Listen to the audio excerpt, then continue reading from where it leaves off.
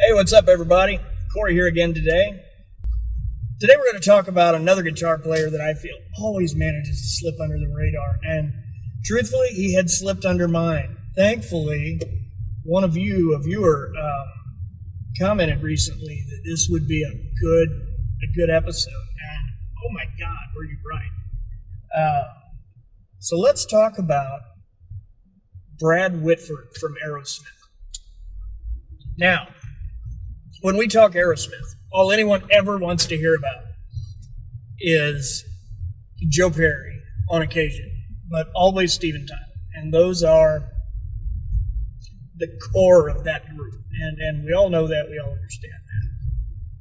But when you go back and listen, Aerosmith had some of the best rhythm guitar playing in rock and roll at the time. Right up there next to AC/DC, in my opinion. And those are two bands that really just owned that field. I mean, when you go to the Rocks album and listen to songs like Last Child and things like that, that is killer rhythm guitar playing. It's very shuffly, it's dark, sometimes into an off-key somewhere. That's not stuff the average guitar player just picks up and thinks, in my opinion. It's an outside of the box style, which is important with rhythm. The Rocks album, which frankly is the album that inspired a handful of guitarists, Slash, for example. I think he said that album's why he started playing guitar. And but when you listen to that album in particular, there are so many rhythm tracks that are just locked in and rock solid. You can't beat that. It's fantastic. And Whitford was the man behind most of that. He's always, you think of him as one of the more quiet members of the band. He's not the flashy one who's always in the interviews and the big pictures like Joe Perry and Steven Tyler, obviously, but it doesn't make him any less important to that band's foundation. And Aerosmith without that thumpity foundation, I can't picture it. I don't know what it would sound like. Songs like even Walk This Way. Sweet Emotion is another interesting rhythm tune. Even their remake of Come Together, that was fantastic. But all of their music, under Joe Perry's flash, lied Brad Whitford's foundation. Much in the way a bass player or a drummer creates that same foundation. And the rhythm guy always gets slighted, in my opinion. And Whitford is way up the list of slighted guitar players. I mean, he's appreciated, I believe, but he is not spoken of. I mean, at least Malcolm Young gets talked about. That does not happen with Brad Whitford, outside of Aerosmith fan groups. It's just how it is. And he's gone on to do a lot of other things. He co-wrote a bunch of Aerosmith music over the years, a lot of great stuff. And I think he recently appeared on a Joe Bonamassa album, among other things. And is apparently in some way working with Hollywood Vampires, which is a cool project. That's the one that is Joe Perry, Alice Cooper, and Johnny Depp. That is surprisingly good. I loved the album. For some reason, I didn't want to like it. I don't know why, but I got it, and I listened to it, and I listened to it again and again and again, and I just love that last album. So, and Brad Whitford's a part of that, among many other things. He's getting older. He looks a lot different. Last time I saw a picture of him, he was fully bearded, long white hair, wearing a big hat. To each their own. But I did not in any way recognize him. He's also built a line of guitar amps, Three Monkeys.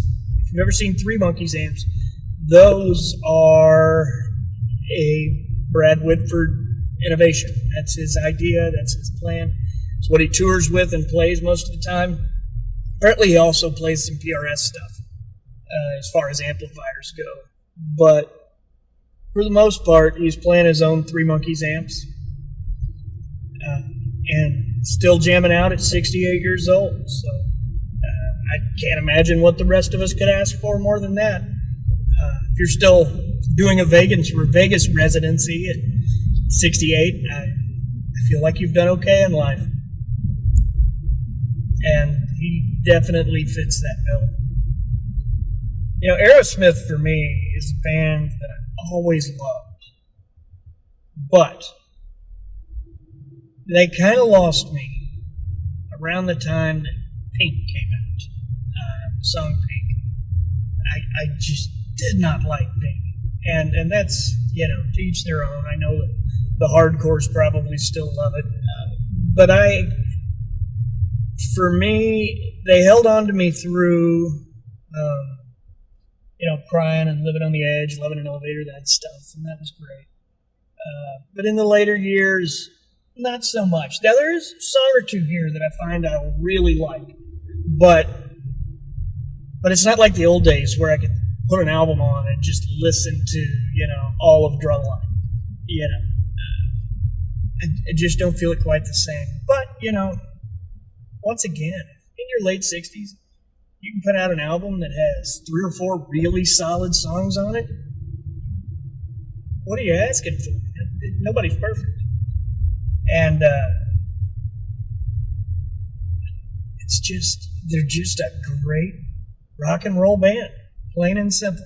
That's all I can say.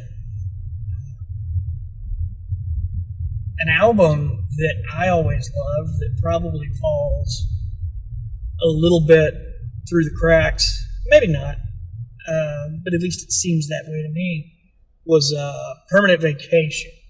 Aerosmith's Permanent Vacation was the first Aerosmith album I ever bought when it was new. Because I would have been, I think, about 7 at that time. And I remember the video for Angel coming out and being like, whoa, who are these guys? And I loved it. Joe Perry's solo in Angel was a beautiful thing. And it kind of spoke to me. And it was one of those things that really stood out and turned me into an Aerosmith fan as a young guy.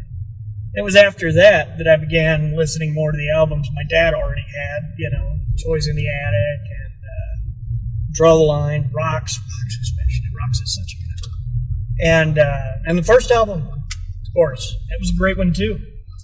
And once I got into those, the combo of Joe Perry and Brad Whitford was a special one, I felt like. You know, so many songs that those two complemented one another on.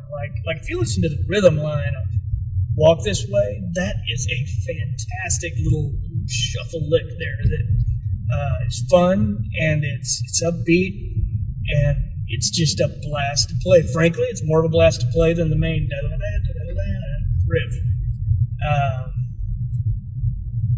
But, you know, all in all, I'm just glad to see they're still chugging along.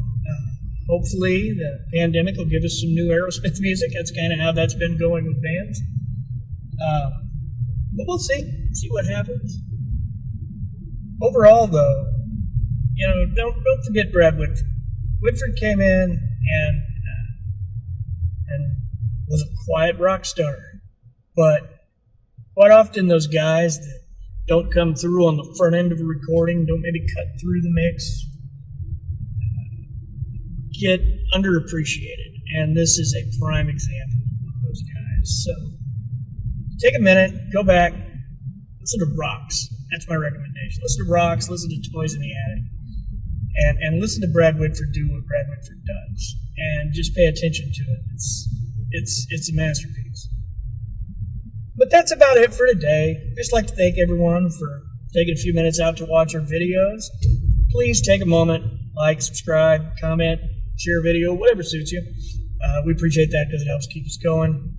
And we'll see you back here next time. Have a good week.